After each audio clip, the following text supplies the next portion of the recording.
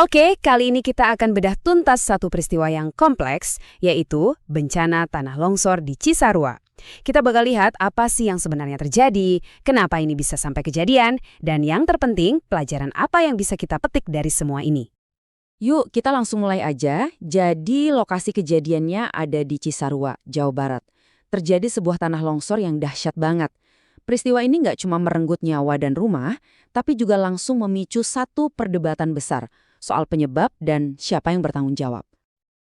Ada satu kutipan dari pejabat di lapangan, Kang Dedi, yang menurut saya nusuk banget.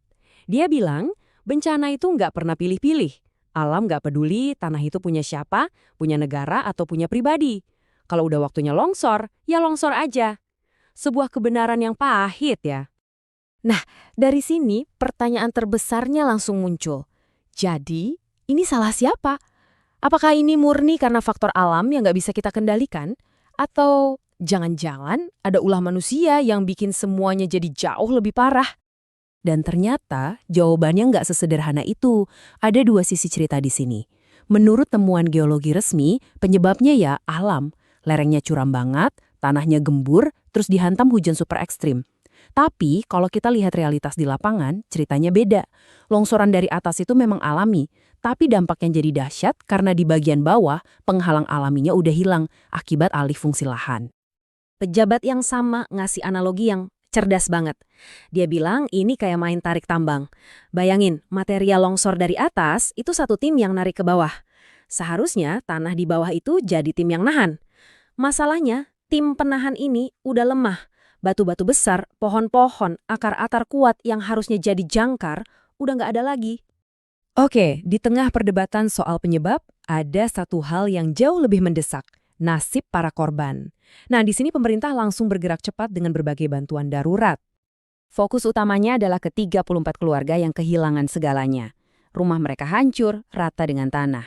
Tentu saja, mereka inilah yang jadi prioritas nomor satu untuk dapat bantuan dan direlokasi. Untuk membantu mereka bertahan hidup di masa transisi yang super sulit ini, setiap keluarga langsung dapat bantuan tunai 10 juta rupiah. Ini semacam dana darurat ya, buat pegangan sementara, mereka nunggu solusi permanen. Tentu saja kita semua tahu nggak ada uang yang bisa menggantikan nyawa. Tapi sebagai bentuk belasungkawa dan tanggung jawab dari negara, santunan sebesar 15 juta rupiah diberikan kepada setiap keluarga yang berduka, termasuk keluarga aparat TNI dan Polri yang gugur saat bertugas. Bantuannya nggak berhenti di situ aja loh, ratusan keluarga lain yang ikut mengungsi juga dapat bantuan tunai. Dan yang menarik, pemerintah bahkan sampai melakukan modifikasi cuaca. Tujuannya apa? Supaya nggak ada hujan deras lagi yang bisa memicu longsor susulan. Ini langkah preventif yang sangat serius. Oke, setelah fase daruratnya lewat, fokusnya sekarang bergeser ke masa depan. Pemerintah menyusun sebuah rencana jangka panjang yang komprehensif, nggak cuma mikirin nasib orangnya, tapi juga kondisi lahannya. Prioritas nomor 1, jelas, rumah baru. Tapi kuncinya bukan cuma sekedar membangun rumah, tapi membangunnya di mana. Tujuannya adalah memastikan ke-34 keluarga ini dapat tempat tinggal yang layak. Dan yang paling penting, aman. Jauh dari ancaman longsor di masa depan. Pelajaran dari tragedi ini benar-benar harus dipetik. Nah, ini bagian yang menurut saya paling menarik. Ada rencana 3 langkah buat memulihkan lahannya. Ini bukan cuma reboisasi biasa.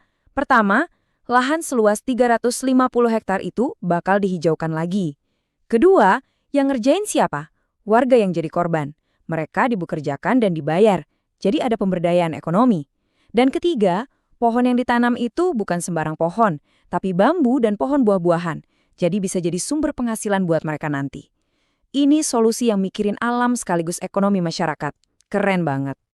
Tapi kita harus sadar, tragedi di Cisarua ini sebenarnya cuma puncak dari gunung es. Ini adalah alarm pengingat yang sangat keras untuk masalah yang jauh lebih besar yang mengintai di seluruh wilayah Jawa Barat. Dan yang bikin khawatir, pihak berwenang sendiri mengakui kalau mereka sebenarnya udah tahu lokasi-lokasi lain yang rawan, peta risiko bencananya itu udah ada. Banyak titik merah lain yang tersebar di seluruh Jawa Barat yang bisa dibilang cuma menunggu waktu. Nah, disinilah letak masalah krusialnya, masalah yang terus berulang dan bikin frustrasi. Peringatan itu seringkali udah diberikan, Tapi, seperti yang diungkapkan pejabat ini, masyarakat kita itu kadang baru sadar kalau udah kejadian.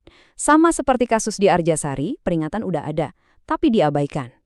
Jadi, semua ini meninggalkan kita dengan satu pertanyaan besar yang menggantung. Kalau peta risiko bencananya sudah jelas, peringatannya sudah disebar, tapi bencana tetap terjadi karena peringatan itu diabaikan, pertanyaannya, siapa yang sesungguhnya bertanggung jawab? Dan yang lebih penting lagi, gimana caranya kita bisa memutus siklus ini?